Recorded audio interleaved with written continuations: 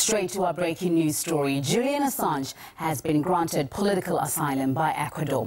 The country's foreign minister made the announcement, stressing the whistleblower's fears of being politically persecuted are justified. RT's Laura Smith has been following the developments outside the Ecuadorian embassy in London.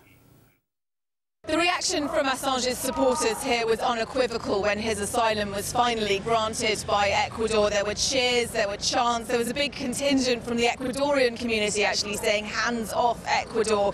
They're still behind me, still chanting, but not everyone was as pleased. In a statement from the Foreign and Commonwealth Office, they said that they were disappointed, and the Foreign Secretary, William Haig, later made a statement in which he said that Ecuador knew the full legal context which affected their binding agreement to extradite Assange to Sweden, and that the decision to grant him asylum on behalf of Ecuador was regrettable. He also confirmed and reiterated that they would not be granting Julian Assange safe passage and that there was no legal basis for them to do so. Let's just hear a little bit of what he said in his statement.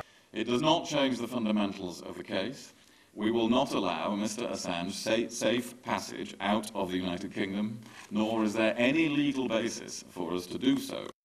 He also denied that there had ever been any implication that British police would storm the Ecuadorian embassy behind me in order to arrest Julian Assange. That's not what the Ecuadorians understood in a letter that was delivered to Quito. In fact, in response to that letter, which they say was a threat to violate their embassy in London, Ecuador have issued a very strong statement of their own. So the situation here really remains as it was before the asylum request was granted, in that Julian Assange is still in the building behind me. He still doesn't know how he's going to get from here to the airport and from there to Ecuador, because the moment he sets foot outside this building, he is liable to arrest by the British police, and it does look like that would happen.